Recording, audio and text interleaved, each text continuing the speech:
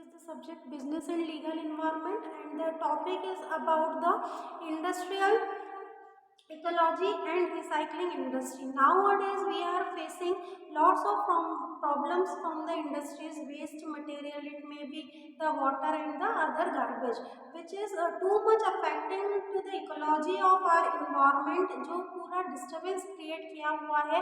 अगर हम कंपनी से इंडस्ट्रीज से निकलने वाले स्मोक की बात करें या वेस्ट वाटर की बात करें तो इनको हमारे रिवर्स में या जो भी छोटे लेक्स होते हैं, पॉन्ड्स होते हैं, उनमें उनके साथ मर्ज कर दिया जाता है और जो भी लोग इनके संपर्क में आते हैं उनको बहुत सारी प्रॉब्लम्स क्या होती है, क्रिएट होती है. तो whenever we are talking about the industrial ecology, that means they are providing the so many services. They are working towards the ecological system. They want to set up the good ecology for the environmental purpose, and they are also trying to recycling the industry.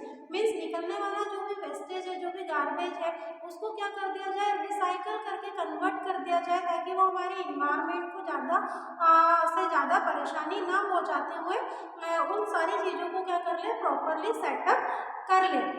Industrial ecology की जब भी हम बात करते हैं, that means कि the community, the organism and the other populations are live together and each and everything is affected by the industrial things.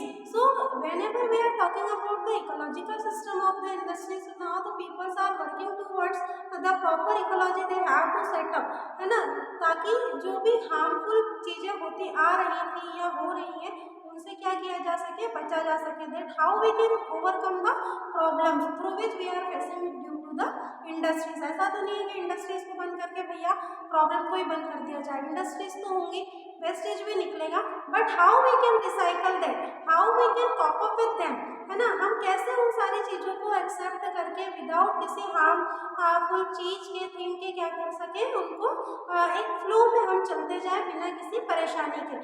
Whenever we are talking about the recycling industry, so that again we are talking about the recycling of all those products which is totally wasteful from the industry, और उनकी क्या करना, recycling करना. Here is some concepts of the ecology in which we are talking briefly about the components which are associated with the ecology of industry. Here first of all the system is about the cycle.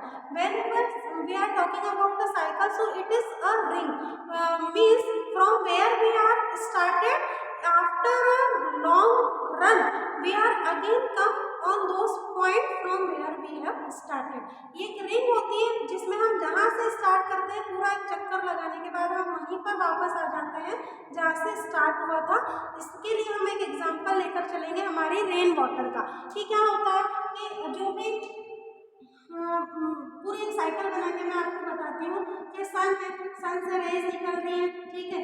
अब rain से जो water है Pond's में, lakes में, ocean में वहाँ पर इकट्ठा हो रहा है, फिर इन समर सीजन वापस इवोपरेट होकर के पानी ऊपर की ओर जा रहा है, वही विंड वगैरह सब कुछ हो रही है. फिर तेज गर्मी से पानी जब ऊपर हो गया तो वापस आके ये बारिश हो गई रेनी सीजन में, फिर लेक्स, पॉन्ड्स, रिवर्स वापस से फुलफिल हो गई. तो it is about the cycle.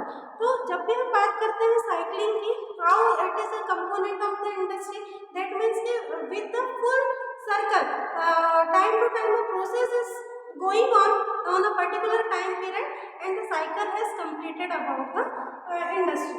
Then next thing is the food chain. As I told you earlier that the organism, community and populations are live together on the same plane. ठीक है. अब इसमें क्या आते हैं, first of all they are starting from the plant, herbivorous, carnivorous and omnivorous. हार्निवोरस कौन होते हैं, जो शाकाहारी जिनको हम लोग बोलते हैं. फिर कार्निवोरस की हम बात करें कि जो कि नॉनवेज से संबंधित चीजें चलती है, और omnivorous that means they are eaten both the things, ठीक है, herbs as well as the non-veg. So whenever we are talking about the food chain, so it is started from the green trees and the other plants. और जब इनके जो system होता है ये किस तरीके से काम चलता है, तो एज अ फूड चेन वो पूरा सिस्टम जो होता है वो वर्क करता है, जिसका डायग्राम मैं आपको सेंड करूँगी. Next thing is about the community. whenever we are talking about the community, community is a single factor of the population. population. That means we all are considered as a community. All the things we live together, the animals, the human beings. So this is all are the part of the community. We are surviving simultaneously.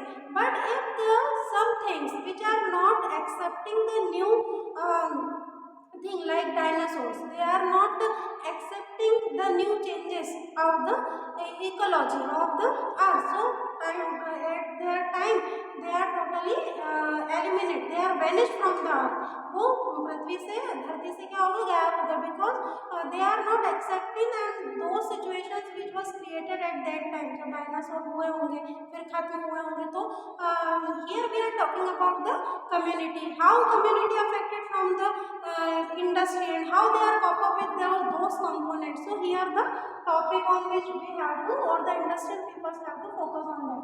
Then the carrying capacity, हर चीज की एक limit होती है, last boundary होती है, from which they are up to them they are working only. तो what is the carrying capacity, उस carrying क्या कैपेसिटी रख रही है. अब हम हमारे अर्थ की बात कर लें, हमारी लैंड की बात कर लें.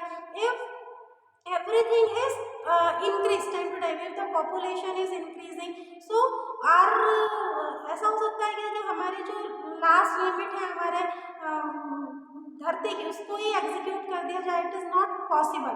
तो अब सिस्टम, अब धरती अपने सिस्टम को बैलेंस करने के लिए क्या करती है कि टाइम टू टाइम जो हम देखते हैं, अर्थक्वेक आ गया, इतने लोग मर गए, सुनामी आ गई, इतने लोग मर गए.